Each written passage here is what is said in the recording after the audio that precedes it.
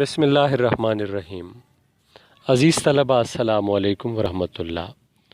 امید ہے کہ آپ بخیر و عافیت ہوں گے اور آن لائن لیکچرز کے اس سلسلے سے پوری طرح استفادہ کر رہے ہوں گے۔ آج ہم سال دوم کے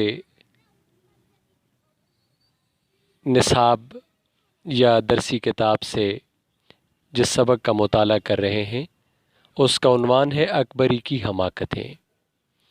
یہ سبق اردو زبان کے پہلے ناول میرات العروس سے ماخوذ ہے۔ اردو زبان کے اولین ناول سے یہ سبق لیا گیا ہے۔ میرات العروس ناول کا ایک باب ہے جو آج ہم پڑھیں گے۔ لکھنے والے ہیں مولوی نذیر احمد، جو اردو زبان کے سب سے پہلے ناول نگار کہلاتے ہیں۔ عزیز طلبہ، آج کے سبق میں ہم اس بات کا جائزہ لیں گے کہ ناول کیا ہے، ناول کسے کہتے ہیں، اور اردو زبان کے پہلے ناول نگار مولوی نذیر احمد کون تھے۔ سب سے پہلے آپ یہ بات ذہن نشین کر لیں کہ قصہ کہانی سننا، قصہ بیان کرنا، یہ انسان کے شوق میں یا فطرت میں شامل بات ہے۔ آپ تصور کریں جب انسان غار کے زمانے میں رہتا تھا یا جو دنیا کے اولین لوگ تھے وہ بھی راتوں کو آگ کا الاؤ روشن کر کے اس کے آس پاس بیٹھ کر قصہ کہانی سنتے تھے، بیان کرتے تھے۔ قصے اور کہانی نے مختلف روپ اختیار کیے۔ کسی زمانے میں داستان کا بہت زیادہ رواج تھا۔ داستان ایسی طویل کہانی کو کہتے ہیں جو بہت زیادہ طویل ہو، اس میں کہانی در کہانی بیان کی جا رہی ہو، ایک نہ ختم ہونے والی کہانی، جس طرح الف لیلا اور بے شمار دیگر داستانیں ہیں۔ داستانوں میں غیر مرئی کرداروں، غیر فطری کرداروں کا بہت زیادہ رواج ہوتا تھا، یعنی جنوں بھوتوں، پریوں کی کہانیاں اور جادوئی کہانیاں اور حقیقی دنیا سے دور کسی خیالی دنیا کی کہانیاں بیان ہوتی تھی داستان میں۔ جب 20ویں صدی میں انسان نے سائنسی ترقی حاصل کی اور ہمارے علاقے یعنی بر صغیر میں انگریزوں نے قدم رکھا تو ایک نئے دور کا آغاز ہوا، پورا معاشرہ تبدیل ہوا اور سائنس اور ٹیکنالوجی کا زمانہ آغاز ہوا۔ تعلیم کے میدانوں میں، لٹریچر کے میدانوں میں بہت زیادہ تبدیلی دیکھنے میں آئی۔ تو انہی دنوں میں داستان کا رواج ختم ہونا شروع ہوا اور اس کی جگہ ناول نے لینا شروع کی۔ ناول کا چونکہ اپنا علاقہ، اپنا وطن وہ مغربی دنیا ہے، مغربی دنیا میں ویسٹ میں عرصے سے ناول لکھا جا رہا تھا، لیکن اردو زبان میں 19ویں اور 20ویں صدی میں اردو ناول کا آغاز ہوا۔ ناول داستان کے مقابلے میں ایسی کہانی ہے جس میں غیر حقیقی کی بجائے حقیقی دنیا کے کردار ہوں اور حقیقی دنیا کے موضوعات ہوں، میری اور آپ کی بات ہو، اور جو باتیں، جو مسائل اور جو مناظر ہمیں اس دنیا میں، روزمرہ کی دنیا میں پیش آتے ہیں، ان کا احاطہ کیا جاتا ہے، ان کی کہانی بیان کی جاتی ہے۔ جنوں بھوتوں، پریوں، چڑیلوں کی بجائے اسلم، اکرم، شازیہ اور میری اور آپ کی بات جس کہانی میں ہو، اور وہ کہانی طویل ہو، کچھ ضخامت رکھتی ہو، 100-200 صفحات کی کم از کم وہ کہانی ہو یا زیادہ طوالت رکھتی ہو، تو اس کو ہم ناول کہتے ہیں۔ اردو زبان کا پہلا ناول لکھنے کا اعزاز مولوی نذیر احمد کو حاصل ہوا۔ 1869 یا 1869 میں اردو زبان کا پہلا ناول میرات العروس شائع ہوا۔ ڈپٹی نذیر احمد سر سید تحریک کے آدمی تھے، اور سر سید کے بارے میں آپ جانتے ہیں کہ وہ تعلیم کو پھیلانے والے اور معاشرے کی اصلاح کرنے والے آدمی تھے۔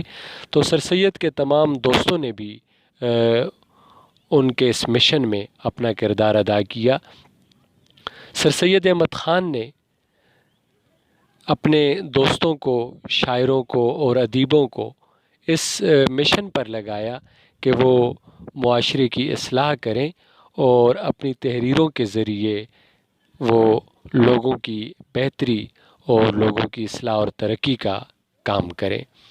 مولوی نذیر احمد نے اپنے ان ناولوں میں معاشرے میں مختلف خرابیوں کو اپنا عنوان بنایا، جس طرح کہ میرات العروس میں یہ موضوع ہے کہ کسی طرح عورتوں کی تعلیم کا بندوبست کیا جائے۔ اگر لڑکیوں کو، خواتین کو تعلیم سے آراستہ نہ کیا جائے تو جہالت کی وجہ سے وہ مختلف واہموں، توہم پرستی اور اسی طرح مختلف بیماریوں جیسے ہٹ درمی، منمانی اور طمع اور لالچ کا شکار ہو کر اور لڑائیوں جھگڑوں میں زندگی گزارتے ہوئے وہ نہ صرف اپنا نقصان کر بیٹھتی ہیں بلکہ اپنے گھر کو بھی برباد کر دیتی ہیں۔ ناول میرات العروس کے نام کو اگر ہم دیکھیں، میرات العروس عورتوں کا آئینہ، میرات آئینہ، عروس خواتین، لڑکیاں، دلہنیں، عورتیں۔ ڈپٹی نذیر احمد 1836 میں اتر پردیش کے علاقے بجنور میں پیدا ہوئے۔ وہاں سے آپ تعلیم کی غرض سے دہلی آئے اور اس زمانے کے مشہور دلی کالج سے انہوں نے عربی، فلسفہ اور جدید زمانے کی جو تعلیم تھی وہ حاصل کی۔ ریاضی، انگریزی میں انہوں نے صلاحیت حاصل کی۔ اس کے بعد آپ ترقی کرتے ہوئے مختلف عہدوں پر فائز رہے۔ پہلے آپ تعلیم کے شعبے میں انسپکٹر مقرر ہوئے، اسی طرح بعد میں آپ تحصیلدار بنے اور ترقی کرتے ہوئے ڈپٹی کلیکٹر بنے۔ اسی لیے ان کے نام کے ساتھ ڈپٹی کا لفظ بھی استعمال ہوتا ہے، ڈپٹی نذیر احمد۔ آپ اپنے دور کے ایک مشہور آدمی، پڑھے لکھے آدمی اور ترقی پسند انسان تھے۔ اس ناول میں انہوں نے، جس طرح میں نے پہلے کہا کہ عورتوں کے مسائل، بالخصوص عورتوں کی تعلیم کو اپنا موضوع بنایا۔ ناول کے دو مرکزی کردار ہیں، دو بہنیں ہیں، اکبری اور اصغری۔ اکبری بڑی بہن اور اصغری چھوٹی بہن۔ بڑی بہن جو کہ تعلیم کے زیور سے محروم رہی اور اپنی جہالت کی وجہ سے، نادانی کی وجہ سے وہ ایک بدسلیقہ اور لڑنے جھگڑنے والی لڑکی ثابت ہو جاتی ہے۔ پہلے وہ والدین کے گھر میں اور شادی کے بعد خاوند کے گھر میں وہ بہت زیادہ مسائل کھڑے کرتی ہے۔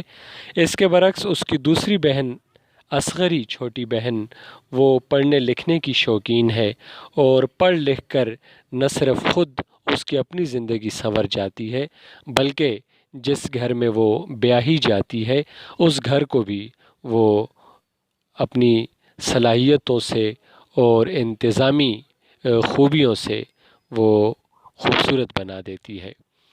اس ناول کے اس حصے میں جو کہ درسی کتاب میں شامل ہے، ہم چھوٹی بہن یا باسلیقہ اور جو ایک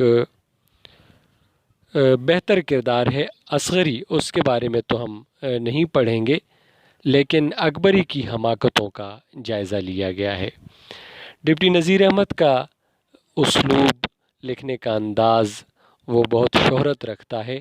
آپ نہایت پرلطف اردو نثر لکھنے میں مہارت رکھتے ہیں اور بہت خوبصورت معیاری بامحاورہ زبان لکھنے میں ڈپٹی نذیر احمد کو شہرت حاصل ہے۔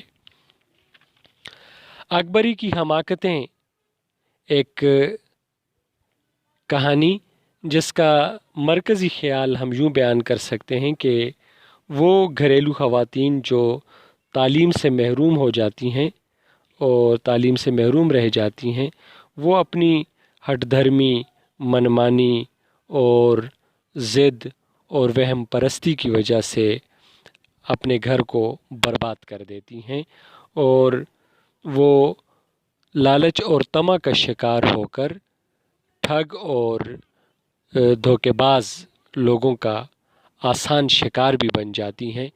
ایسی ہی کہانی آج کے سبق میں بیان ہوئی ہے کہ کس طرح اکبری ایک دھوکے باز عورت کے ہتھے چڑھ جاتی ہے، جو کہ ایک ہجن کے روپ میں ٹھگ بن کر سامنے آتی ہے اور اکبری کو اپنا شکار بناتی ہے۔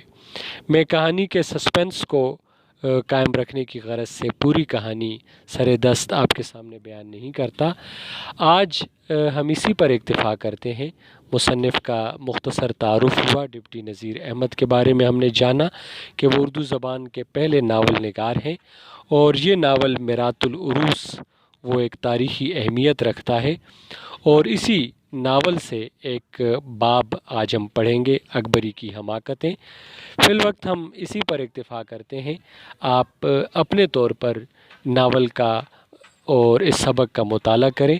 اس کے بعد ہم اپنے اگلے سبق میں اس سبق کی قرأت کریں گے اور اس کی خواندگی کریں گے، مشکل الفاظ کے معنی بیان کریں گے۔ فی الوقت اسی تعارف پر اکتفا کرتے ہوئے آپ سے اجازت چاہتا ہوں۔ فی امان اللہ، السلام علیکم۔